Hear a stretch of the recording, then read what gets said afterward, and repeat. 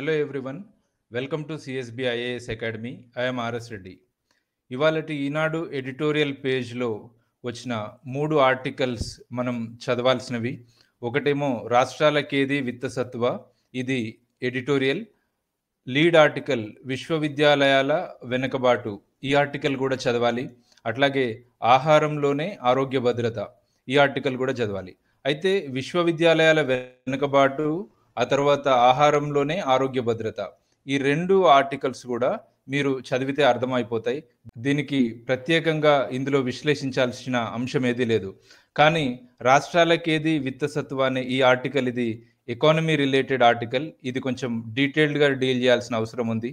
Civil services mains GS paper 3లో ఎకానమీకి సంబంధించిన టాపిక్ ఇది. అట్లాగే స్టేట్ పబ్లిక్ సర్వీస్ కమిషన్ రాసేవాళ్ళు గ్రూప్ 1, గ్రూప్ 2 వాళ్ళకి కూడా ఈ ఆర్టికల్ ఉపయోగపడుతుంది. ముందుగా ఈ ఆర్టికల్ ఏం చెప్తుంది అన్నది ఒకసారి చూస్తే, లాక్డౌన్ కారణంగా దేశ ఆర్థిక వ్యవస్థ స్తంభించిపోయింది. రాష్ట్రాల పరిస్థితి కూడా అట్లాగే ఉంది. రాష్ట్రాలకి సొంతంగా రావాల్సిన ఆదాయం ఒక్కసారిగా తగ్గిపోయింది. సో కేంద్రం నుంచి వచ్చే నిధులు కూడా తగ్గుతాయని కేంద్ర ప్రభుత్వం సూచనలు ఇచ్చింది. ఈ క్రమంలో రాష్ట్రాలకు కేంద్రం ఎటువంటి వెసులుబాటు కల్పించాలి అనే అంశాన్ని డిస్కస్ చేస్తున్న ఆర్టికల్ ఇది. అయితే ఈ ఆర్టికల్ అర్థం కావాలంటే రాష్ట్రాలకు ఆదాయం ఎలా వస్తుంది, నిధులు ఎలా సమకూరుతాయి అనే అంశాలు తెలిసి ఉండాలి. కాబట్టి చాలా డీటెయిల్డ్గా ఈ ఆర్టికల్ని డిస్కస్ చేసే ప్రయత్నం చేస్తాను. ఇప్పుడు చూడండి. ఈ ఆర్టికల్ అర్థం చేసుకోవాలంటే ముందు మనం అర్థం చేసుకోవాల్సిన అంశము రాష్ట్రాలకి ఆదాయ మార్గాలేంటి, నిధులు ఎలా సమకూరుతాయి, ఈ అంశాన్ని మనం అర్థం చేసుకోవాలి. దీన్ని ఒక సింపుల్ ఎగ్జాంపుల్తో నేను స్టార్ట్ చేస్తాను. ఫర్ ఎగ్జాంపుల్, ఈ ఫోటోలో కనిపిస్తున్నటువంటి వ్యక్తి, ఈ ఇమేజ్లో ఉన్నటువంటి వ్యక్తి ఒక సాఫ్ట్వేర్ ఇంజనీర్ అనుకుందాం. ఇతని నేటివ్ ప్లేస్ బెంగళూరు నుంచి వచ్చిన ఇతను హైదరాబాద్లో సెటిల్ అయి ఒక సాఫ్ట్వేర్ కంపెనీలో సాఫ్ట్వేర్ ఎంప్లాయీగా ఉద్యోగం చేస్తున్నాడు. సో కొన్నాళ్ళ తర్వాత ఒక ఓన్ హౌస్ ఒకటి, సొంతం ఇల్లు ఒకటి కట్టుకున్నాడు. అందులో ఒక పోర్షన్లో తానుంటూ ఇంకో పోర్షన్ రెంట్కి ఇచ్చాడు. నెక్స్ట్, ఇతను నేటివ్ ప్లేస్ బెంగళూరు అనుకున్నాం కదా, అక్కడ వీళ్ళకి కొంచెం అగ్రికల్చర్ ల్యాండ్ ఉంది. సో అక్కడున్న క్రాప్స్ నుంచి కూడా కొంచెం ఇన్కమ్ వస్తుంది. సో ఒక వ్యక్తిగా ఇతనికి శాలరీ, అంటే సాఫ్ట్వేర్ ఎంప్లాయీ కాబట్టి శాలరీ వస్తుంది. తను ఉన్న ఇంట్లోనే కొంచెం పోర్షన్ని వేరే వాళ్ళకి రెంట్కి ఇచ్చాడు కాబట్టి రెంట్ వస్తుంది. అట్లాగే ఇతని నేటివ్ ప్లేస్ నుంచి అగ్రికల్చర్ సోర్సెస్ నుంచి అక్కడి నుంచి కూడా ఇన్కమ్ వస్తుంది.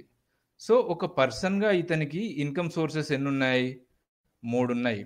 అట్లాగే రాష్ట్ర ప్రభుత్వాలకి, స్టేట్ గవర్నమెంట్స్కి కూడా వేరియస్ సోర్సెస్ నుంచి ఇన్కమ్ వస్తుంది, వేరియస్ సోర్సెస్ నుంచి ఫండ్స్ సమకూరుతాయి.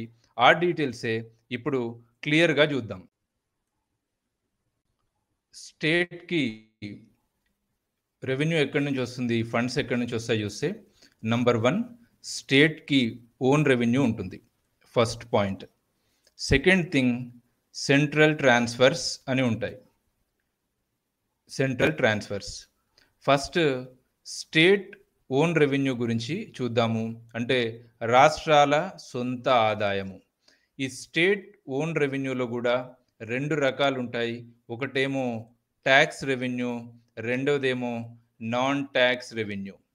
ట్యాక్స్ రెవెన్యూ అంటే పన్నుల ద్వారా వచ్చే ఆదాయము.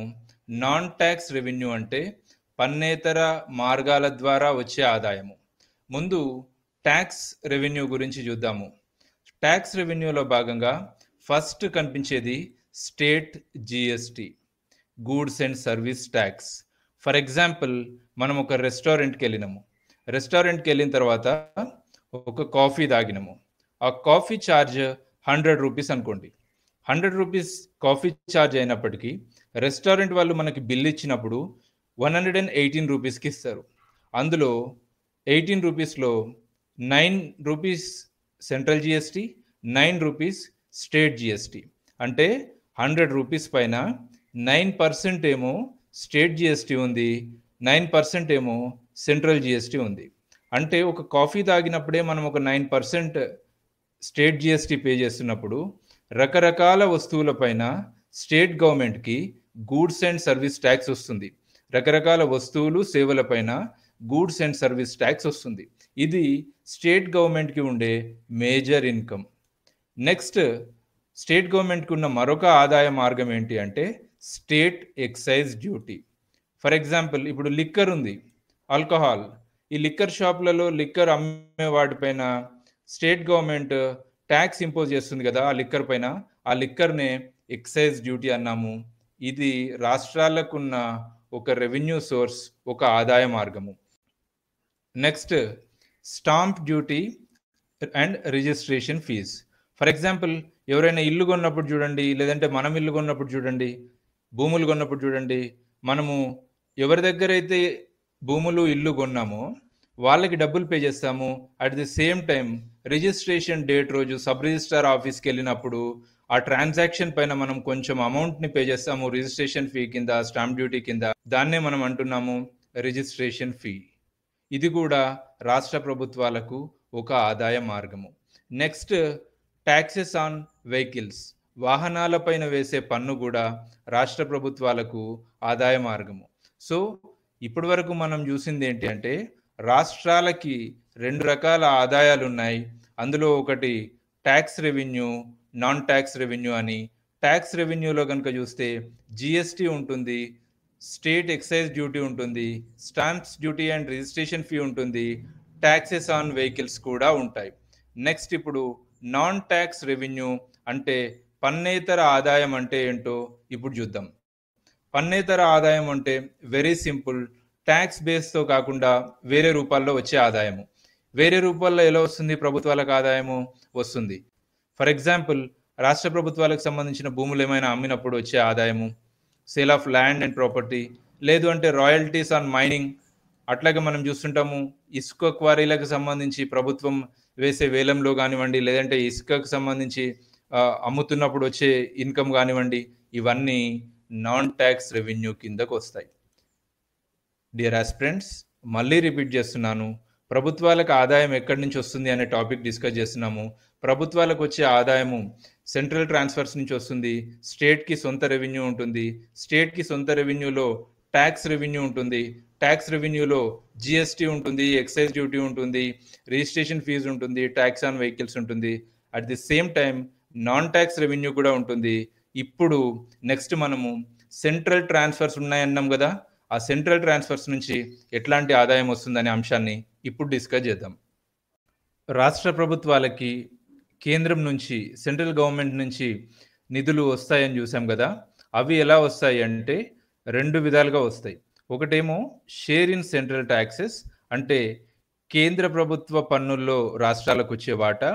రెండోదేమో గ్రాంట్స్ ఇన్ ఎయిడ్. ఈ రెండు రూపాల్లో రాష్ట్ర ప్రభుత్వాలకి కేంద్రం నుంచి నిధులు వస్తాయి. సో ముందు షేర్ ఇన్ సెంట్రల్ ట్యాక్సెస్ అనే అంశాన్ని చూద్దాం.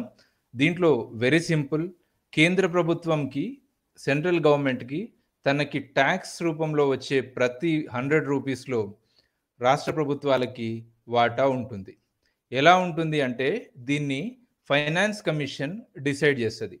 14th ఫైనాన్స్ కమిషన్ ఏం చెప్పింది అంటే రాష్ట్రాలకి కేంద్ర ప్రభుత్వ పన్నుల వాటాలో 42% రాష్ట్రాలకు ఇవ్వాలి అని 14th ఫైనాన్స్ కమిషన్ చెప్పింది.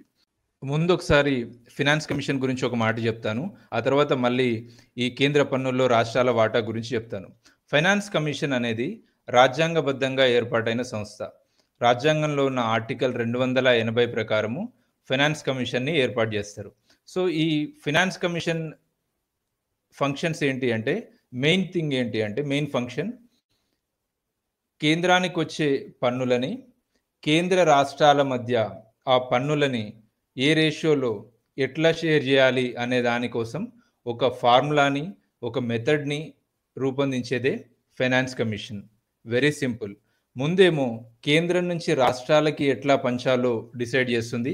ఆ తర్వాత వచ్చిన ఆ 42% లేదంటే 32% సమ్ ఎక్స్ అమౌంట్ని రాష్ట్రాల మధ్యన, అంటే ఫర్ ఎగ్జాంపుల్ తెలంగాణ, ఆంధ్రప్రదేశ్, ఉత్తరప్రదేశ్, బీహార్, మళ్ళీ కేంద్రం నుంచి వచ్చిన డబ్బుని ఈ రాష్ట్రాల మధ్యన ఎట్లా షేర్ చేయాలన్నది కూడా ఫైనాన్స్ కమిషన్ డిసైడ్ చేస్తుంది. సో ఇంతకుముందు ఏం చెప్పాను, 14th ఫైనాన్స్ కమిషన్ ప్రకారము కేంద్ర ప్రభుత్వానికి పన్నుల రూపంలో వచ్చే ప్రతి 100 రూపాయలలో రూ. 42% రాష్ట్రాలకి ఇస్తుంటుంది అని చెప్పాను కదా. సో అలా వచ్చినప్పుడు ఈ డబ్బుల్ని ఎలా షేర్ చేస్తుంది అంటే, ఫర్ ఎగ్జాంపుల్ ₹100 సెంట్రల్ గవర్నమెంట్‌కి మొత్తం ఇన్కమ్ వచ్చింది. ఆ ₹100లో ఆంధ్రప్రదేశ్ వాటా ₹1.81 అంటే 1.81% ఆంధ్రప్రదేశ్ గవర్నమెంట్‌కి ఇవ్వాలి సెంట్రల్ గవర్నమెంట్. అట్లాగే తెలంగాణకి ఎంత ఇవ్వాలి అంటే 14th ఫైనాన్స్ కమిషన్ ప్రకారము 1.02% అంటే ఒక ₹100 సెంట్రల్ గవర్నమెంట్‌కి పన్ను రూపంలో వస్తే తెలంగాణకి అందులో నుంచి ₹1 ఇచ్చేసేయాలి. At the same time Uttar Pradesh చూడండి. ఉత్తరప్రదేశ్ చూస్తే ₹7.54 అన్నమాట. సెంట్రల్ గవర్నమెంట్‌కి వచ్చిన ప్రతి ₹100 ట్యాక్స్ ఇన్కమ్‌లో ఉత్తరప్రదేశ్‌కి ₹7.54 వెళ్ళేది. సో ఇది ఎవరు డిసైడ్ చేస్తున్నారు? ఏ రాష్ట్రానికి ఎంత వెళ్ళాలి అన్నది ఫైనాన్స్ కమిషన్ డిసైడ్ చేస్తుంది. ఇట్లా ఒక్కో రాష్ట్రానికి ఇవ్వాల్సిన మొత్తం షేర్ కలిపితే ఎంత అవుతుంది అంటే అది 42% అవుతుంది. సో ఇప్పుడు finance commission 14th finance commission ఏమో 42% ఇవ్వాలి అని చెప్పింది కదా. 15th ఫైనాన్స్ కమిషన్ వచ్చిన తర్వాత ఏం చెప్పింది అంటే 42% కాదు, 41% మాత్రమే మనం రాష్ట్రాలకి పంపిణీ చేయాలి. కేంద్రము 41% మాత్రమే రాష్ట్రాలకి పంపిణీ చేయాలి. ఆ 1% 42%లోకించి 41 తీసేస్తే మిగిలిన 1% ఉంది కదా, దాన్ని కొత్తగా ఏర్పాటైన కేంద్రపాలిత ప్రాంతాలైనటువంటి యూనియన్ టెరిటరీస్ అయినటువంటి జమ్మూ కాశ్మీర్, లడఖ్లకి కేటాయించాలని సూచించింది finance commission, 15th finance commission. So ఇంతకుముందు ఏం చెప్పాము? ప్రతి ₹100లో ఆంధ్రప్రదేశ్‌కి 1.81 వస్తుంది, 1.81% వస్తుంది అని చెప్పాము. తెలంగాణకి 1.02% వస్తుంది అని చెప్పాము కదా. సో ఇలా 1% అంటే 15th ఫైనాన్స్ కమిషన్ 42% నుంచి 41%కి తగ్గించిన తర్వాత రాష్ట్రాలు అందుకోబోయే వాటా ఎంత అంటే ఆంధ్రప్రదేశ్‌కి ఏమో 1.69% వస్తుంది. తెలంగాణకు ఇంతకుముందు 1.02% వచ్చేది కదా, ఇప్పుడు 0.87% వస్తుంది. తెలంగాణ, ఆంధ్రప్రదేశే కాదు, దేశంలో ఉన్న మిగతా రాష్ట్రాలకి కూడా కేంద్రం నుంచి రాష్ట్రాలకు వచ్చే పన్నుల వాటాలో అంటే ట్యాక్స్ షేర్లో పర్సెంటేజ్ తగ్గింది ఈ ఇయర్. సో అల్టిమేట్‌గా నేను ఇక్కడ మీకు చెప్పాలనుకుంటున్న విషయం ఏంటి అంటే, కేంద్రం నుంచి రాష్ట్రాలకు వచ్చే పన్నుల వాటా తగ్గింది. కేంద్రం నుంచి రాష్ట్రాలకు రావాల్సిన పన్నుల వాటాలో కొంత శాతం తగ్గింది. కేంద్ర ప్రభుత్వం నుంచి వెళ్ళి రాష్ట్రాలకు నిధులు వస్తాయని చూసాము. దాన్నే సెంట్రల్ ట్రాన్స్ఫర్స్ అంటున్నాము. సెంట్రల్ ట్రాన్స్ఫర్స్లో 2 రకాలు ఉంటాయి. ఒకటేమో సెంట్రల్ గవర్నమెంట్ ట్యాక్సెస్లో స్టేట్ గవర్నమెంట్స్కి ఇచ్చే షేర్, రెండోదేమో గ్రాంట్స్ ఇన్ ఎయిడ్. సో ముందు ఆ ట్యాక్సెస్లో వచ్చే షేర్ ఏంటో డిస్కస్ చేశాము. సో ఇప్పుడు గ్రాంట్స్ ఇన్ ఎయిడ్ గురించి డిస్కస్ చేస్తాము. గ్రాంట్స్ ఇన్ ఎయిడ్ అంటే వెరీ సింపుల్, పన్నుల ద్వారా వచ్చే ఆదాయాన్ని పంచడంతో పాటు కేంద్రం రాష్ట్ర ప్రభుత్వాలకు గ్రాంట్ల రూపంలో కూడా కొన్ని నిధులు ఇస్తుంది. అదే గ్రాంట్స్ ఇన్ ఎయిడ్. సో ఇప్పటివరకు డియర్ ఆస్పిరెంట్స్ ఏమాత్రం కన్ఫ్యూజ్ అవ్వాల్సిన అవసరం లేదు. రాష్ట్ర ప్రభుత్వాలకు ఉండే ఆదాయం అనే కాన్సెప్ట్ని మనం డిస్కస్ చేస్తున్నాము. స్టేట్ గవర్నమెంట్కి ఉండే ఇన్కమ్ సోర్సెస్, అందులో మనం ఫండ్ మొబైలైజేషన్ ఎట్లా జరుగుతుంది అన్నది చూస్తే, ఫస్ట్ ఏమో స్టేట్ గవర్నమెంట్స్కి ఓన్ రిసోర్సెస్ ఉంటాయని చెప్పాము. ఆ ఓన్ రిసోర్సెస్లో 2 రకాలు ఉన్నాయని చెప్పాము. ఒకటేమో ట్యాక్స్ రెవెన్యూ, రెండోదేమో నాన్ ట్యాక్స్ రెవెన్యూ. ట్యాక్స్ రెవెన్యూలో భాగంగా జిఎస్టీ ఉంటుంది, స్టేట్ జిఎస్టీ ఉంటుందని చూసాము, ఎక్సైజ్ డ్యూటీ ఉంటుందని చూసాము, రిజిస్ట్రేషన్ ఫీ ఉంటుంది అని చూసాము, వెహికల్స్ పైన ట్యాక్స్ ఉంటుంది అని చూసాము. నెక్స్ట్ యూనియన్ గవర్నమెంట్ నుంచి ట్రాన్స్ఫర్స్ వస్తాయని చూసాము. ఆ యూనియన్ గవర్నమెంట్ నుంచి వచ్చే ట్రాన్స్ఫర్స్ 2 రకాలుగా ఉంటాయని చూసాము. ఒకటేమో యూనియన్ గవర్నమెంట్కి వచ్చే ట్యాక్సెస్లో షేర్ కొంచెం రాష్ట్ర ప్రభుత్వాలకు ఇస్తుంది అని చూసాము. అది ఎంత షేర్ ఇవ్వాలన్నది ఫినాన్స్ కమిషన్ డిసైడ్ చేస్తుంది అని చూసాము. నెక్స్ట్ గ్రాంట్స్ ఇన్ ఎయిడ్ రూపంలో కూడా రాష్ట్రాలకి కేంద్రం నుంచి నిధులు వస్తాయి అని చూసాము. సో ఇప్పటివరకు మనకు కావలసిన బేస్ వచ్చింది. నెక్స్ట్ ఇప్పుడు ఆర్టికల్కి సంబంధించిన ఇంపార్టెంట్ ఇష్యూలోకి వెళ్తున్నాం మనం. సో ఇప్పటివరకు స్టేట్ గవర్నమెంట్ ఓన్ రెవెన్యూ చూసాము కదా, కానీ లాక్డౌన్ వల్ల ఆర్థిక వ్యవస్థ స్తంభించింది. ఫర్ ఎగ్జాంపుల్, రావాల్సిన జిఎస్టీ ఆదాయం సరిగా రావడం లేదు. నెక్స్ట్ రిజిస్ట్రేషన్ ఫీ రావడం లేదు. అట్లాగే మొన్నటి వరకు ఆల్కహాల్ పైన కూడా బ్యాన్ ఉండే, అంటే లిక్కర్ షాప్స్ కూడా ఓపెన్ చేయలేదు, దానివల్ల ఎక్సైజ్ డ్యూటీ రాలేదు. సో ఈ విధంగా రాష్ట్ర ప్రభుత్వాలు తమకు రావాల్సిన ఆదాయాన్ని చాలా వరకు కోల్పోయాయి. At the same time central government కూడా ఒక ఇండికేషన్ ఏమిచ్చింది అంటే సెంట్రల్ నుంచి వచ్చే ట్రాన్స్ఫర్స్ నిధులు కూడా కొన్ని తగ్గుతాయి అని ఇండికేషన్ ఇచ్చింది. కానీ ఒకవైపు ఆదాయం తగ్గింది, మరి రాష్ట్ర ప్రభుత్వాలకి అంటే స్టేట్ గవర్నమెంట్స్కి ఎక్స్పెన్సెస్ ఉంటాయి కదా, మరి ఖర్చులు అవి ఎట్లా భరించాలి, ఎక్కడి నుంచి తీసుకోవాలి? సో అలా చూసినప్పుడు స్టేట్ గవర్నమెంట్కి ఉన్న ఇంకొక ఆప్షన్ ఫండ్ రైజ్ చేసుకోవడానికి బారోయింగ్స్, అంటే రుణాల సేకరణ. అయితే ఈ రుణాల సేకరణకు సంబంధించిన ఒక ఇంపార్టెంట్ ఇష్యూ ఏంటి అంటే రాష్ట్ర ప్రభుత్వాలు తమకు ఇష్టం వచ్చినట్టుగా లోన్స్ తీసుకోవడానికి వీల్లేదు.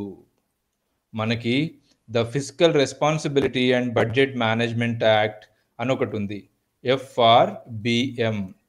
దీన్నే తెలుగులో ఏమంటున్నాము అంటే ద్రవ్య బాధ్యత బడ్జెట్ నిర్వహణ చట్టము అంటున్నాము. మీకు ఎప్పుడైనా సడన్గా గుర్తుకు రానప్పుడు FRBM చట్టము అని రాయండి, ఇబ్బంది ఏం లేదు.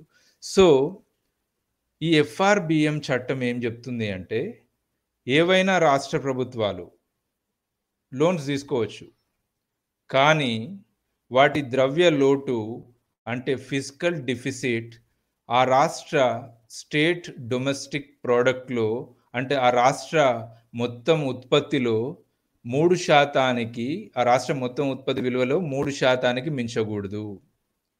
FRBM యాక్ట్ ప్రకారము ఫిస్కల్ డిఫిసిట్, ఒక స్టేట్ ఫిస్కల్ డిఫిసిట్ అనేది 3%, అంటే ఆ రాష్ట్ర జీడిపిలో 3% కంటే పెరగకూడదు, దాని లోపే ఉండాలి, 3% లోపే ఉండాలి. సో ఫర్ ఎగ్జాంపుల్ తెలంగాణ రాష్ట్ర ఆదాయము మొత్తము తెలంగాణ రాష్ట్ర GSDP మొత్తం ఎంత ఉంది అంటే 100 crores అనుకుందాము.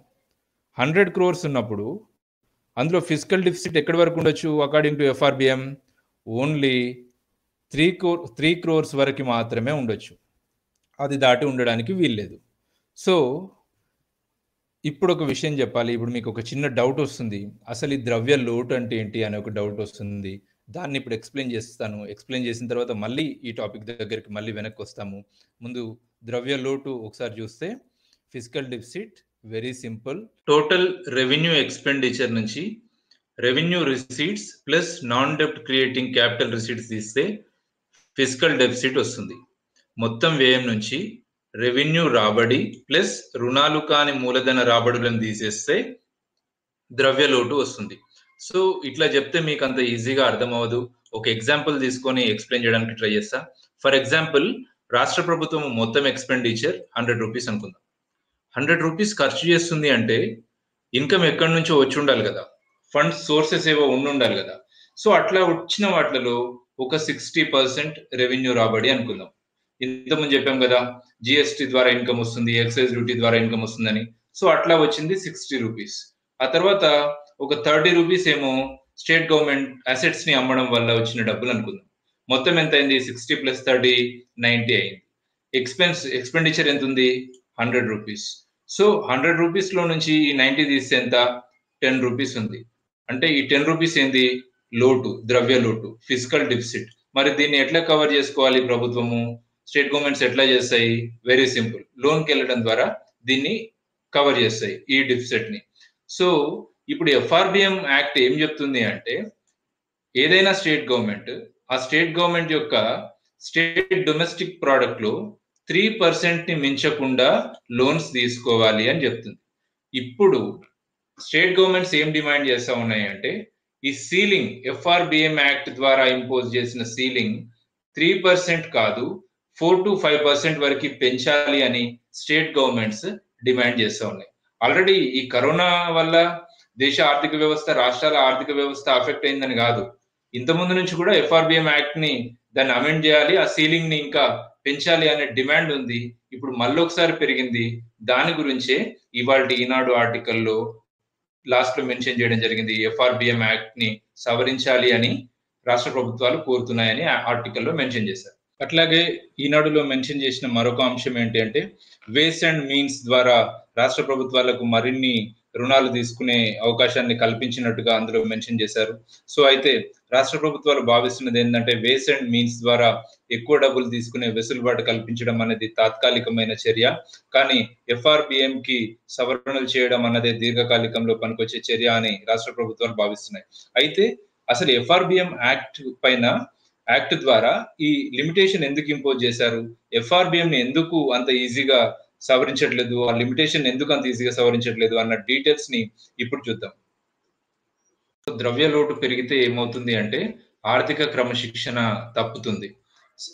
ఈ ఎఫ్ఆర్బిఎం లిమిటేషన్స్ అనేవి స్టేట్ గవర్నమెంట్ కే కాదు, సెంట్రల్ గవర్నమెంట్ కూడా ఉంటాయి. ద్రవ్య లోటు అంటే ఏంటి? సింపుల్ గా అప్పులు, రాష్ట్రానికి ఉన్న అప్పులు, దేశానికి ఉన్న అప్పులు. సో దీనివల్ల ఎక్కువ రుణాలు తీసుకున్నప్పుడు తిరిగి చెల్లించడం అనేది ఒక రాష్ట్ర ఆర్థిక వ్యవస్థ పైన ఆధారపడి ఉంటుంది. ఒకవేళ రుణాలు తిరిగి చెల్లించడంలో ఏమైనా జాప్యం జరిగింది, డిలే జరిగింది అనుకుందాం. సింపుల్ గా ఏమవుతుంది? వడ్డీలు పెరుగుతాయి, ఇంట్రెస్ట్లు పెరుగుతాయి, ఆ ఇంట్రెస్ట్లు పే చేస్తూనే వెళ్ళాలి. దీనివల్ల బడ్జెట్ కేటాయింపులు, బడ్జెట్ అలాట్మెంట్ చేసేటప్పుడు బడ్జెట్ అలొకేషన్స్ లో వెల్ఫేర్ స్కీమ్స్ కి అంటే విద్య, వైద్యము, ఆరోగ్యము ఇట్లాంటి వాటికి నిధులు కేటాయించడం కంటే ఎక్కువ ఈ వడ్డీల పైన పే చేయాల్సిన భారం వస్తుంది. సో విద్య, వైద్యము, ఆరోగ్యము లేదంటే ఇంకేదైనా అభివృద్ధి కార్యక్రమాలకి నిధులు కేటాయించడం వల్ల దీర్ఘకాలంలో ప్రయోజనం ఉంటుంది, కానీ వడ్డీ చెల్లింపుల వల్ల ప్రయోజనం ఏంటి? సో అందుకోసమే రాష్ట్రాలని ఆర్థిక క్రమశిక్షణలో ఉంచడానికి, ఫిజికల్ డిసిప్లిన్ లో ఉంచడానికే తీసుకొచ్చారు ఎఫ్ఆర్బిఎం ని. ఆ ఎఫ్ఆర్బిఎం చట్టాన్ని సవరించాలని రాష్ట్ర ప్రభుత్వాలు డిమాండ్ చేస్తా ఉన్నాయి. ఇదే ఈ మధ్యన ఇప్పుడు న్యూస్ లోకి వచ్చింది. ఈ కరోనా ఎఫెక్ట్ వల్ల ఆర్థిక వ్యవస్థలు ధ్వంసం అవడం వల్ల మరోసారి ఇది న్యూస్ లో కనిపిస్తుంది. అయితే రాష్ట్రాల మాట ఏంటి అంటే అభివృద్ధి కార్యక్రమాల కోసం రుణాలు తప్పనిసరి చేయాల్సి ఉంటుంది. అలా రుణాలు చేసేటప్పుడు డెవలప్మెంట్ ప్రాజెక్ట్స్ కోసం రుణాలు చేయడంలో, రుణాలు ఎక్కువ తీసుకోవడంలో తప్పు లేదు అన్నది రాష్ట్రాల వాదన. సో ఇది ఇవాల్టి ఈనాడులో వచ్చిన ఎడిటోరియల్ విశ్లేషణ. ఎఫ్ఆర్బిఎం కి సంబంధించిన వివరణ, రాష్ట్ర ప్రభుత్వాల ఆదాయాలకు సంబంధించిన వివరాలు కూడా తెలుసుకున్నాం. ఇంకెప్పుడైనా ఎఫ్ఆర్బిఎం ని సవరించాల్సిన అవసరం ఉందా? ఆ సీలింగ్ లిమిట్ ని 3% నుంచి 4 లేదా 5% పెంచాల్సిన అవసరం ఉందా అనే అట్లాంటి క్వశ్చన్స్ ఏమైనా వచ్చినప్పుడు మీరు ఈజీగా ఫేస్ చేయడానికి ఈ ఆర్టికల్ ఎక్స్ప్లెనేషన్ ఉపయోగపడుతుంది. Thanks for watching this video.